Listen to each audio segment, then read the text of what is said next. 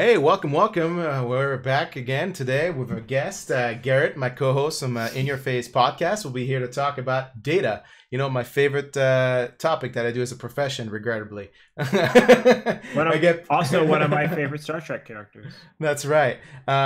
He is golden skin and all. I wish the last season of Picard wasn't what it was. But anyway, Oh. that's neither there or for the matter. We're going to be talking about another type of sci-fi game, and that's 40K, Warhammer 40K. For the audience who might be listening to this on audio, please do not listen to this show through audio. It is, well, everything we're going to be talking about is basically pointing out to effectively something on the screen. Right now we are looking at, for the audience who's not looking, basically the dashboard, the updated dashboard from last episode, in which we basically now are in 2 weeks in time, and we're taking back and looking at the changes in the meta for 40K in the last 2 weeks since the previous snapshot. So the metrics haven't changed too much from, you know, we are not basically adding anything on the front page. I think this pretty much covers like most of the things that matter or are interesting to talk about.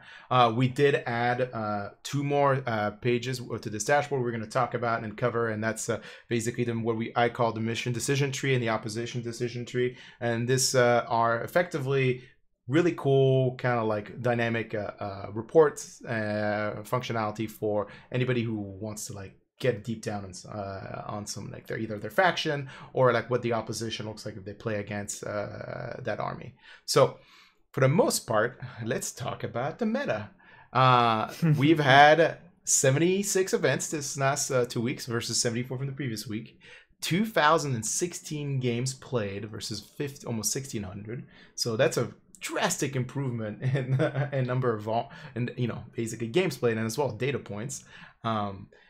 Cool thing you'll notice is the 100-point wins as a percentage kind of stayed flat, dipped a little bit lower from the last snapshot. I mean, for the audience who doesn't know what that means, it's the metric I use to track like how many times out of all the population of games there's a 100-point win, which is a max point game, and 40K, which is sitting about 4.5%, which is, I'm thinking that number is going to stay consistent for the rest of the meta. I think 5% feels right to me in terms of like how often somebody should get a 100-point game. Do you think it'd be worth dropping that from 100 points to like give it a 98 to 100? Because even a 98, 99 is a super high score.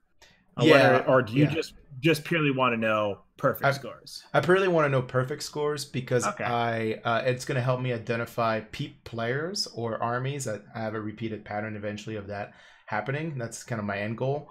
Because a 100-point win indicates that like the person just literally trounced their opponent. So there's like some mismatch in either mission or secondary pick. Like 100-point wins should not be happening, right? It's like it's the idea that like you are literally severely trouncing your opponent. So they can't stop you from scoring secondaries, they can't stop you from scoring primaries, and somehow they have a paint job. So there you go. 100 points. The average difference between a win and a loss has not changed from this 2 weeks to this 2 weeks. It's sitting at 34.1. It did go down a little bit, a fraction of a point, but it is still sitting at effectively 2 and more, primary secondary points, right? It's 15 points for each, so 15-point increment. So you got about 2 primaries or 2 primaries. Sorry, 2 full turns of primaries or 2 full secondaries of scoring, basically difference between a win and a loss. So anything that strikes you as unique or you haven't really thought about before, Garrett, when it comes to looking at this dashboard? And because I think this is for you, is this the first time you've seen like a visual representation of your data effectively? I mean, you've showed me some stuff in the past just for me to proofread and show that yes, Jeremy is creating real dashboards, but I haven't taken deep dives in them like you have been able to, because I don't have the BI tool in front of me. I just have to look at a video or whatever you send me. But so far, let me see here. The altitude? What is that altitude metric over there? Is that just the number of points per win? You're talking about this one here? That one right there. So I like this data, actually. I think shows what I would say is healthy, as an average of 70, like last week it was 73.55, and this week or the first 2 week period it was 73.55. This next 2 week period it was 78.47. So that's a hovering around a 75 point game. And assuming this is including battle ready, it means you're getting 65 points outside of paint. Yep. On a win. And to me, that's where I think the game should have been. I think around 75 points is a healthy standard for your average number of games. Obviously, your top winners are going to have a lot of higher scores. And I think that's one of the things people paid attention to when people first started playing Ninth, is they looked at the top 10 placings and been like, holy crap, all these high 80s and 90s. But if you take an average of every single win from many, many events, you're like, oh, it is a 75, which is what we wanted. So I guess the missions are actually doing the job they were meant to do right out the gate. Like, because we're 2-3 months in. Yep. So yep. The numbers don't really change, and the losses are sitting there at a 45. That's a good amount of points for a loss. It's not like people are getting blown out constantly with 0 points. I guess like a 35 if you take battle ready into account. And oh no, that was the ties. The losses are looking more at a 40. Yep. It's interesting that the ties are under 50. I guess the few ties that we see. I wonder how many ties are there. This is what the other very little. So those very few games, I'm guessing, either don't get to round 5, or it's just a whole lot of denial. I'm looking for the ties because I guess they're just really low scoring games, like under 50 points a game. Yep. For both players. I would have imagined that ties usually would have meant that both players are running away with it. They both just maxed out everything. It's like, well, we ended up with a tie, but it's looking like it's more tighter or more denial based games. So that's probably the interesting thing for me. So for the audience, what the altitude metric that or chart that Garrett was referring to is that basically breaking down like the change over time on the average points scored by total points scored by a loss, win, or ties. And I want to point out one thing that Garrett didn't really mention is one kind of flattening increase from the 2 week period to this 2 week period is that both win and a loss went up about 5 points on average. So unfortunately, did not close really the gap between a win and a loss, but it does mean that the wins are becoming a little bit bigger, and then the losses are becoming equally the same amount of growth effectively.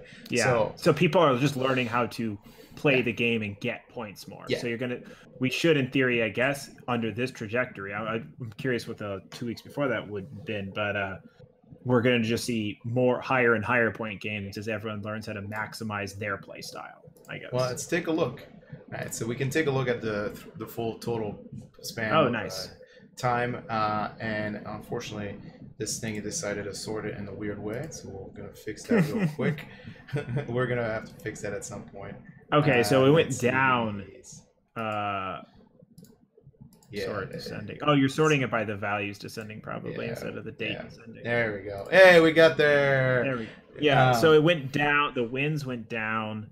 The loss. So basically, the second week, I think the big thing is your first week you had a smaller data entry. Yeah, you had 29 games versus 74. Yeah. So that's probably why we saw that downward dip in points as we just get more records in. And now now that we went from 74 to 76 events, we're getting a more leveling out of what the scores should be. So that's probably what that looks like.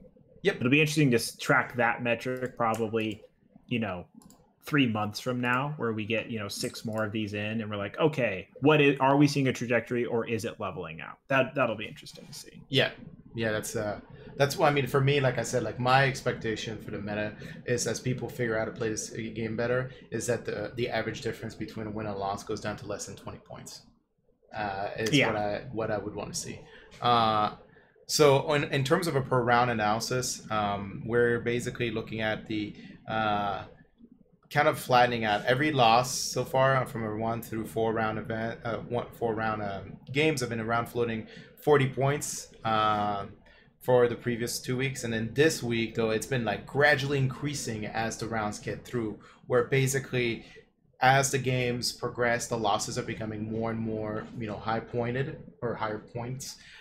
which is good. It means that the pairing system is working, right? That's the idea that like as time goes on, you're playing players of more skill or similar skill, so your losses might, you know, should increase in point values, and then vice versa. What I like is that when you're looking at the win points on average, they kind of stayed flat for the entire like 5-round event. They're hopping between 77 and 80 points, right? And that's ideally what you want to see. I would think that by the last few rounds that might shrink a little bit more, mostly because you're playing at that point like really truly the top of the cream at that, even when you're playing round 5 in an event for you. But it seems like, you know, I like seeing losses going up in points and then basically wins staying kind of flat. But the average, you know, this is the metric that I care the most, where I want to see this number keep going down to less than 20 points per basically difference per round. And you'll notice that it's been floating around. It started at 37 for this week, for the snapshot, this last week's snapshot, and then went down to like 30-ish point delta. So the gap was closing, right? It was closing as the rounds were going, and then on the last round it went back to the 35. So it's unfortunate. I really wanted to see more of a replica from the previous 2 weeks, where basically by round 5 and round 4 the gap between basically win and loss was like less than 30 points at that point. It was like effectively shrinking as time went on in the tournament. Any other? Do you have any other input, Garrett? We want to point out anything about these metrics? Oh no, I mean this screen is fairly straightforward. This screen will get more interesting further down the line when we could start seeing real date range projections rather than just I guess we could look at, you know, GTs versus RTTs. Yeah, it's not working like I wanted, so we're not gonna do that. Yeah, we're not gonna do that. I'll have to fix that. Come on, Jeremy, this is your job. Yeah, unfortunately this is a free to pay job. Pay. All right, so well, next week we'll cover more of like the different stratas of events and how they're looking at between a GT, RTTs, and so forth. But I want to unveil the next basically tab, which is called the mission decision tree. And what this basically allows us, or really eventually hopefully our users or audience members to do, is basically take a look at like what do people pick for secondaries, how do armies perform in primaries, and like what is the kind of like average points you can expect from picking that secondary for that mission effectively. So kind of key takeaways here: engage on all front is the more popular secondary picked out of all of them, which makes sense for a lot of reasons. I do want to point out that the numbers may be a little misrepresented because it's taken 21% of all secondaries chosen, right? Which means that if a secondary can have at most 33%, because if it was chosen 33% out of all secondaries, that means everyone chose it every round of every mission, because a secondary is one of 3 per round per person per game. Correct. So engage in all fronts has taken 21 out of 33 possible percentage points. So it's like a 2/3 of all games. Yep. Every player takes engage in all fronts. So that is an insanely high. Out of how many secondaries do we have? Like a lot though. 25 or 30. Yeah, so it's like out of all the 30 secondaries, it's taken almost 2/3 of every game. Yeah, and for my feedback as well, and that Garrett pointed out before show, is I need to basically color code these as based on like mission specific secondaries and then the broad general secondaries. So we'll add this on the future episodes as well. But for the most part, Garrett is 100% correct. Engage on all front is effectively being picked 2/3 of the time. Now, we have the ability to kind of like give the average points engage on all front scores is 9.22. So it is not, as you'll notice, the highest scoring secondary, which is basically priority targets with a 12, almost a 13 points on average. What this 9.22 means is that I call it success rate. This secondary only has a 62% success rate, meaning that you only get 62% of the max 15 points you can get out of it effectively. And surprisingly, when priority target is the highest one, and it's only being picked about it's a 2.4% of the time. But that one is a mission specific one. That makes sense. So it's like, so when it's chosen, people get most of the points. So if you're playing on the mission with priority target, take priority target, because on average, people are getting 13 points out of 15. So that's pretty good.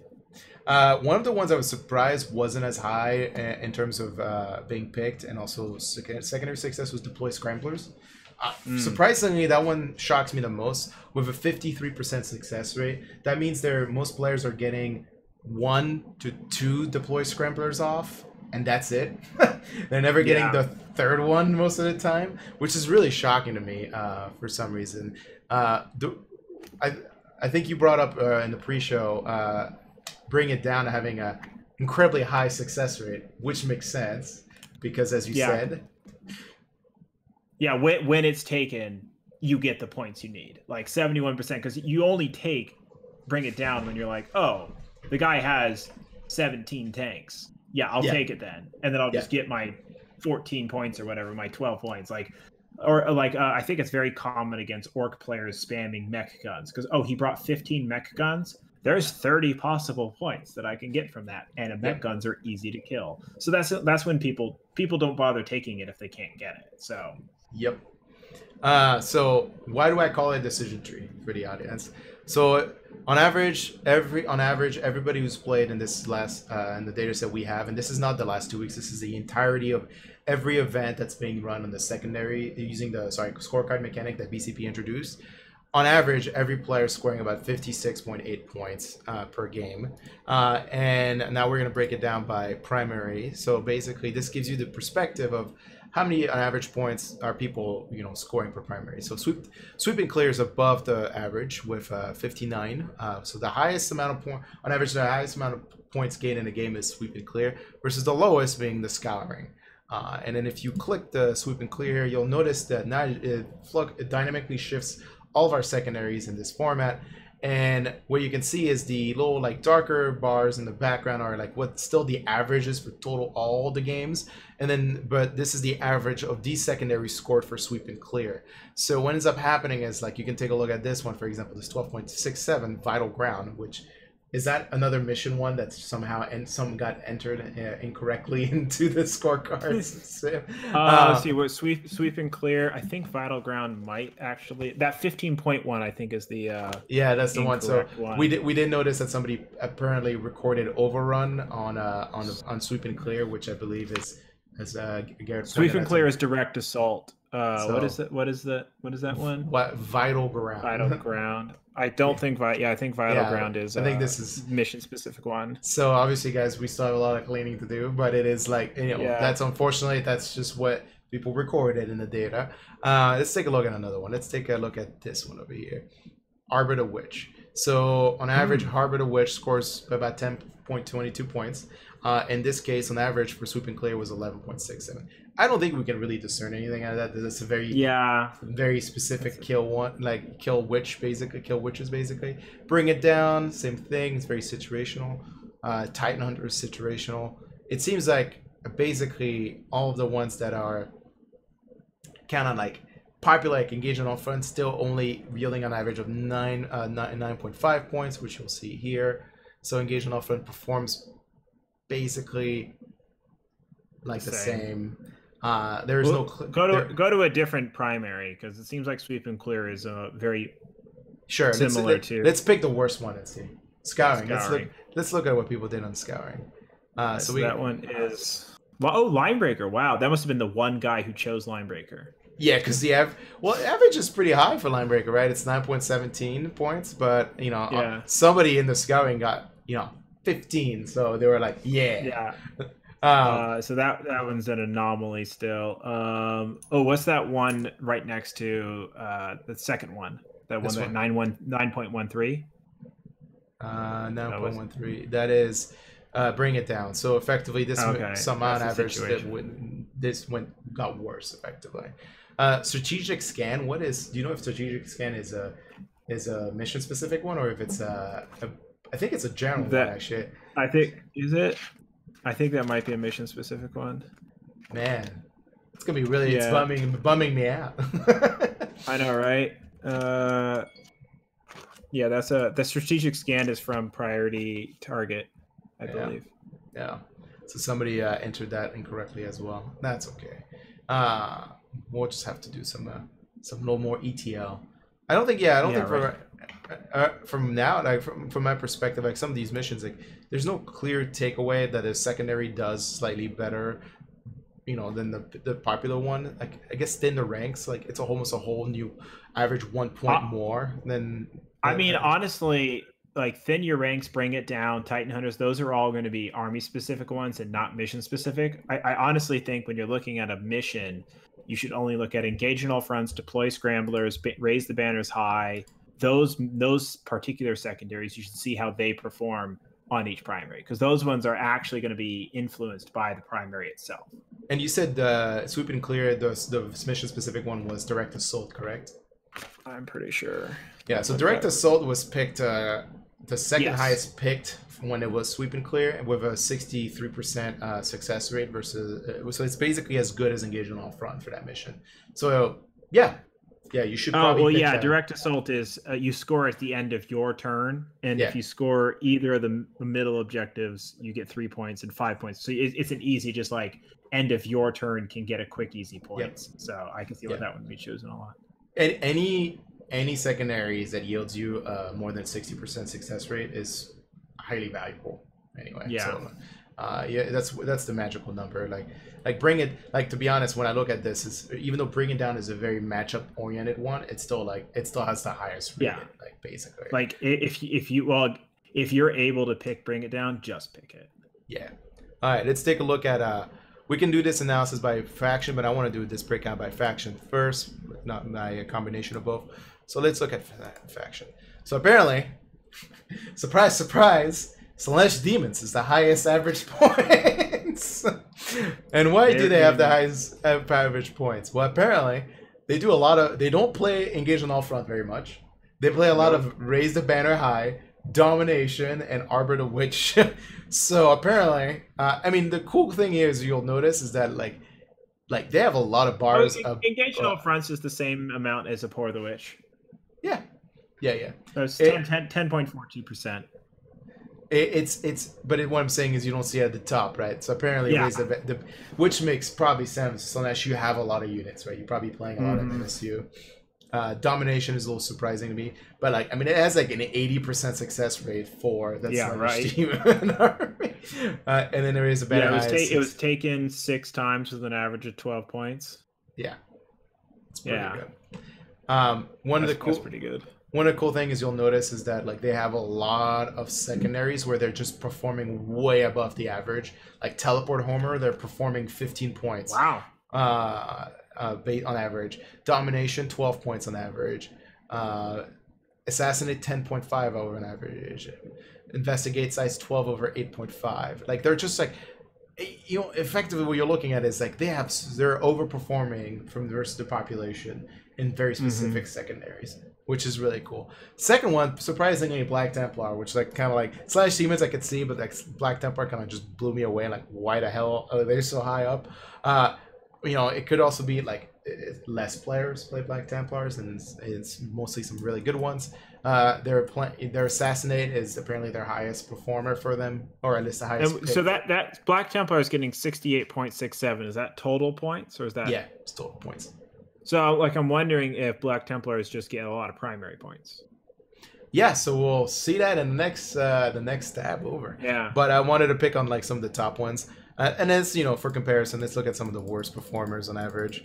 Freebooters, which I didn't even know that was a faction. That is a guy who's dedicated to playing freebooters. And it's when it's a little bit more popular. Farside Enclave. Farside Enclave not having a good day in 9th edition. We'll just put it that way. Versus their like compatriot, which was Tau, which I think are somewhat fairly high up actually in terms of performance versus them. Yeah, if I remember, they were somewhere near the top. Harlequins, Die Empire, 63.1. Yeah, they're. So the one nice thing we can do, we can do like picking on Farside Enclaves because it's one of our teammates' favorite faction. Well, more than one of our teammates' favorite faction. Let's look at what they're doing on missions. Like, they're just losing really badly in Sweep and Clear. Like, they're just not doing well in Sweep and Clear. So if you look at the combination of Farside Enclave and Sweep and Clear, they're picking Engage on all front with getting it 25% of the time. Yeah, which is brutal. Chosen 25, yeah. While we stand and we fight, only 33% of the time, and assassinate 20% of the time.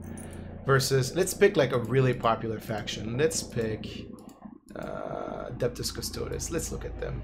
Let's look at the Golden Boys. All right, so Adeptus Custodes not doing too well in battle line. I mean, it's still 47 points. It's like not the worst thing. Versus their 77.5 on Surround and Destroy. But when we look at Surround and Destroy, what are they doing well on? Engage on all fronts. They're having a 67% success rate. Deploy scoring at 67%. Look, the average point is literally 10 points. They've only get it off like twice. So like my deployment, no man's land, and that's it. Like, that's all I need, baby. And then while we stand about 50, while we stand we fight 50% success. Well, deploy scramblers, you can get 10 points maximum. You can't get 15 on deploy. Oh, I thought it was the. Oh, I'm thinking of the other one. So yeah, so they're actually getting max points on deploy scramblers. Yeah, I'm gonna have to change the rule set. Yeah, I'm gonna have to change the rule set for some of them, which is another good catch. Priority target. Let's see how they're performing on that. Priority target. Well, people are taking priority target on priority target. Yeah. What is that? Adeptus Custodes. So they're picking it a lot. And Battleline, see the worst one they're performing on. Basically. So it's interesting. So go back to Surround and Destroy. Surround and Destroy, yep. Yeah, and then go to Priority Target. So I'm noticing, and then go to Battle Lines. If you look at the comparing those two to this one, in Battle Lines, it seems like the players were all over the place. Yeah. Wow, Priority Target and Surround and Destroy. Like Surround and Destroy, their best performing mission, there were big blocks. There were very few chosen. It was like, yeah, we know what we're doing. Here, it's like every single mission was chosen like once. Yeah. So I mean, obviously, Battle Lines was played more often as well, probably, but it does seem like there was a more eclectic kind of decision making for where they're performing poorly, while up on the mission where they're performing well, they're having very solid decisions about like, yeah, we're all doing the same thing. Yeah. Yeah, I'd be curious to see what primaries were played when. Like, if people are performing, if they're making more, like, you see a less variety of secondaries picked in the later rounds as, like, people are playing. They're like, okay, well, I know what I'm doing now. We all made the wrong decisions in round 1 and 2. 3, 4, and 5, we got our shit together. I'm wondering if there's that sort of thing going on here. Yeah, you can. It's actually, you can infer that from the first tab when you look at the point difference between wins and losses in the first round. Like, yes, there's obviously a part that's like it's a fresh round, you know, nervous jitters, and people are getting better at the game as time goes on. But also pairings are also helping alleviate like their situation points. I feel like we've talked a lot about this tab. I mean, you can spin this the other way, right? I can move into the priority. Like, we can do the analysis by priority name, primary name, and then followed by player faction. So if I wanted to look at Sweep and Clear and see, you know, who's winning that the most or getting the most death scores is number 1 in Sweep and Clear. With clearly they know what they're picking. Bring it down, direct assault, engage on all front. So I think Sweep and Clear has a lot of points because it seems like there's very few instances of Sweep and Clear, and every instance of Sweep and Clear was high points. Yeah. Like it. Hey, look, engage on all front, 33.3%. It's almost as if every Tempest to Psy on Sweep and Clear picked engage on all front. They did. Right. So, I mean, it's also because I think between Vital Ground and Sweep and Clear having the same like success rate ratio, that's why it's such a higher scoring one, because it seems to be people pick engage on all front, people pick direct assault, right? And then they just basically get like 10 points of each, right? 20 points. So that's probably what's the highest scoring one on average. Like pick a different primary. This primary was not played often, so we're gonna see some big block. Here we go. There's a much more interesting graph. So Slaanesh demons do well on retrieval mission. Yeah, 90 points on average. Yeah. Was that a single Slaanesh? This was 2 Slaanesh demon players. Yeah. And they did well. Both of them did very well on retrieval mission. Yep. Yeah, they picked Raise Banner High each time. and apparently they fought against some witches because or they all picked the other ones, but one of them fought against some witches apparently.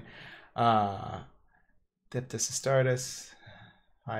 Well, apparently one player, or no, two players, and both players picked the same secondaries for this. Yeah, both of Deptus Astartes players picked Raise the Banners High, Bring It Down, Line Breaker. They should have probably bring something other than Bring It Down. Apparently, they did not perform. Yeah, Bring It Down did not do well for them. Yeah.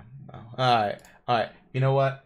Let's talk about the other tab, because I think we're getting to the point where we're talking about specific factions, and the other tab like really clarifies. So we call that the opposition decision tree. Very similar look and feel from this, but it's designed from the perspective of like picking a faction, and this is what you're going to play against. So we noticed that, so recap, there were Slaanesh demons. So let's take a look at Slaanesh demons. So basically this little tab here just lets you pick Up. There you go. One more. Yeah, there you go. Let's pick a faction.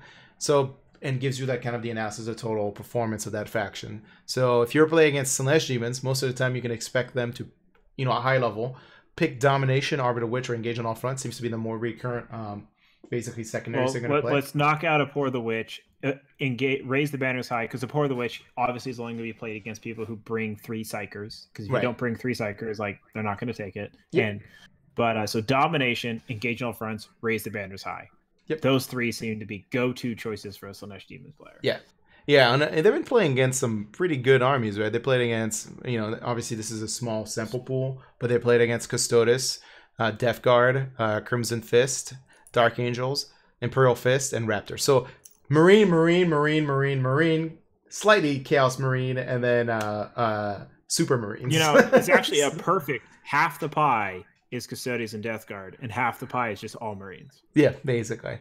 So they're played against a lot of 3-up saves and 2-up saves effectively.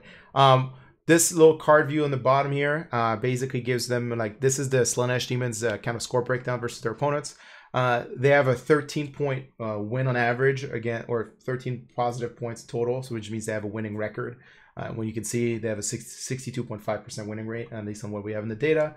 An average of 12 points above their opponents in primary, and an average of 1.25 points in secondaries over their opponents, which is not actually, it's still pretty good, but like you're winning a lot, but you're on average it's not the secondaries that you're just crushing on, meaning that like you're not necessarily preventing your opponent from scoring secondaries.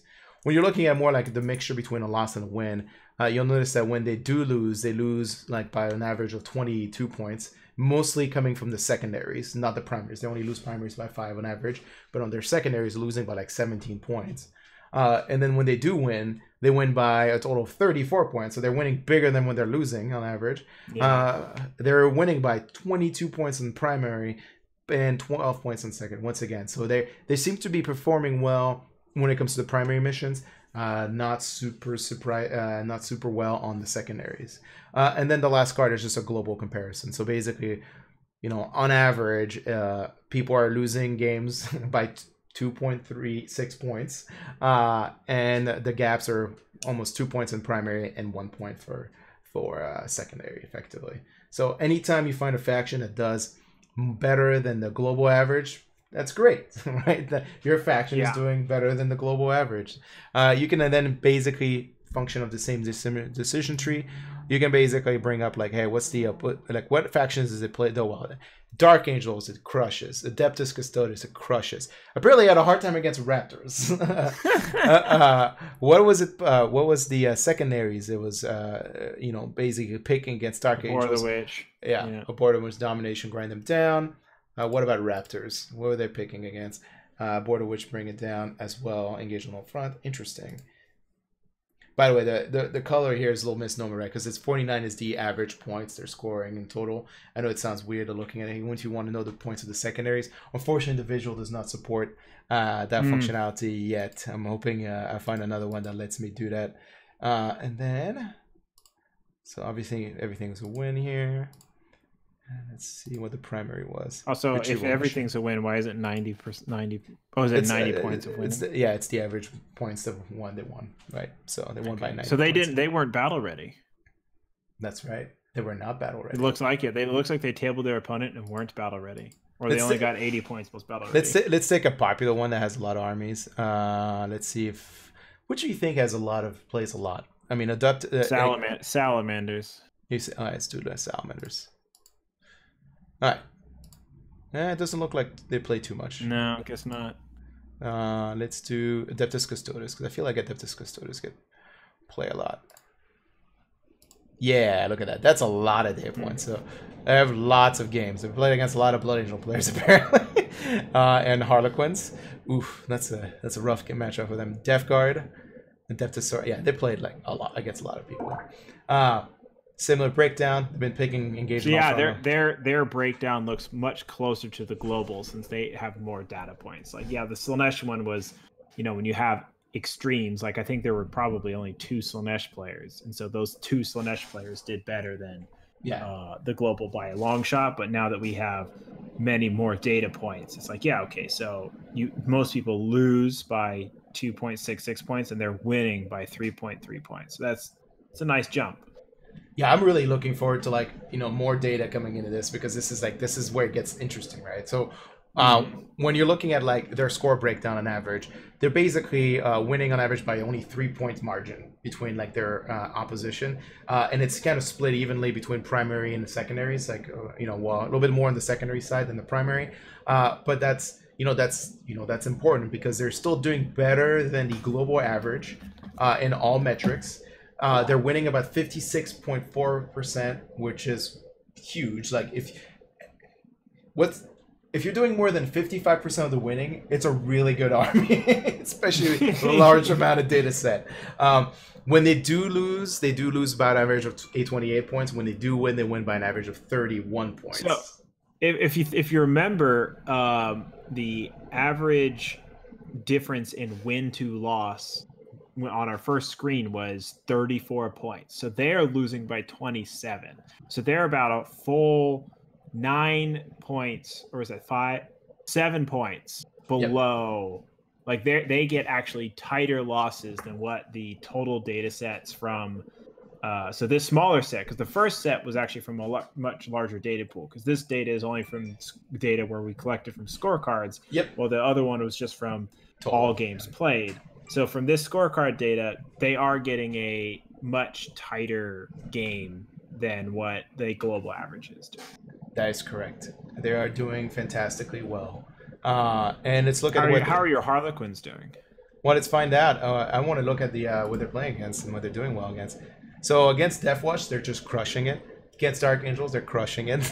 Let's look where they're not crushing it on against. Apparently, they lost a lot to Chaos Spacer. That's might be one or two. Yeah, that's one. The one guy they lost against. Oh, are they about 50% with Harlequins? And let's compare them to. I think against Harlequins, it's usually a pretty rough matchup. So against Harlequins, they lose 80% of the time and only win 20%. But they get 64 points. Yeah. So they're doing pretty well, like when they're losing, right? But they're still like not doing this is a hard matchup for them. Those are some very tight scores compared to Slaanesh when we were looking at it versus Harlequins. Like they're only losing by 13 points. Yep. And they're losing by 6.5 points, and they're losing by 13. That's not bad. Yep. Yeah. It's even though they're losing a lot of the times against Harlequins, the losses are never like bad. Like they're not bad losses. Effectively, they're pretty close losses. Let's look into like when they play against Imperial Fist, my other favorite faction. They have 100% win rate against them, so it sounds like just one game. Let's take a look at Harlequins and see what they're doing in the meta, because I think they're like kind of like right now they're 9th edition's love child. I think there's so many people buying into Harlequins that they're getting pretty common. So lots of data. Yeah, fairly common. Yeah, lots of data. Engage on all front does not surprise me. Assassinate. They're winning 70% of the time. Yeah, which doesn't make any sense because the math adds up to 110 here. So I'll have to take a look at what's going on in there. It's probably because of ties throwing off the average. They're probably one other faction that's getting ties, and in the math it's trying to exclude those.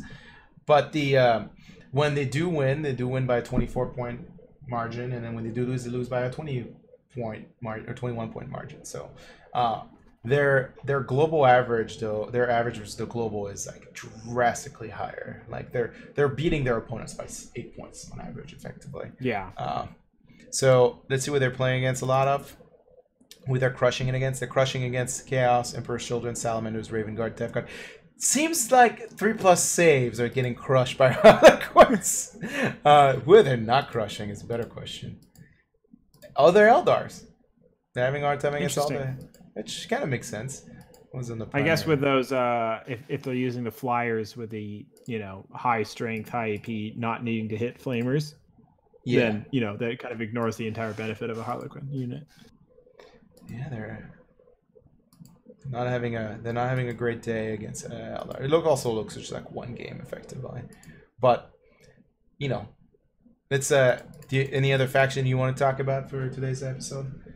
We'll obviously. I want to caveat for the next few episodes. We'll have like a more directed approach to this. We'll talk about very specific factions we want to cover because there's something interesting happening in the data of them. But right now we're just giving everybody kind of look and see and feel experience of what we're building and enhancing in this dashboard using this amazing data we get from BCP for this. Mm-hmm. I think also it'd be interesting to instead consolidate a lot of factions, like all the Space Marines we could probably toss together. Yeah, all the Orcs we can toss together, because that means we'll just get more data points rather than spreading all the factions out. Like, we don't need to see Harlequins versus Salamanders, Iron Hands, Raptors, Dark Angel. It's like they could just all be Space Marines. Like, we could just throw them all together. We don't need all of that. So that cutting down on the variety would also make the data a little bit cleaner to read. But yeah. Let's talk about a faction that Garrett actually wants to play more of, and that's Adeptus Sororitas, who's having a good 55.6% winning record, which is phenomenal. It's very good to have. You're on average beating your opponents by 9 points, which is better than Harlequins, and I think a little bit worse than Custodes. When we get back and compare. No, Custodes had a 3. Custodes had a low. They were at 3. So this might be one of the factions that has some of the highest versus opponents. They're winning by more. They're not winning as consistently, but they're winning by more points than they're against their opposition. So I'm just going to put my slight annoying metrics hat on. The funny thing is that if you're beating your opponent by a high number of points, you actually are hurting your overall tournament performance, because that means you're getting a lower strength of schedule. Yeah, that's right. You got to kill them softly. You got to kill them softly to maximize that SOS.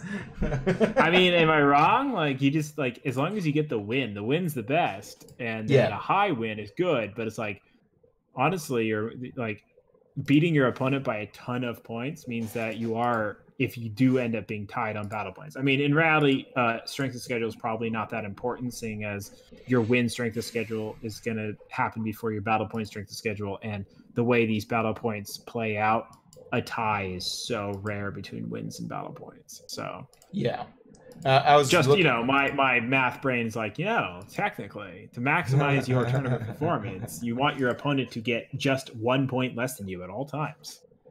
Yeah, I was looking at where they picked secondaries that weren't performing very well, and that's not necessarily the secondaries just because of the mission as well. But they're really having a problem with hard time with Teleport Homer. Teleport Homer I think is a trap at times. Domination. You think you can do it because you got Deep Striking Seraphim, but then it's oh wait, I don't want to use an action with my Deep Striking Seraphim. You want to shoot with them. Yeah. So. Yeah. I'm trying to think of any other faction we want to talk about that's interesting for the audience.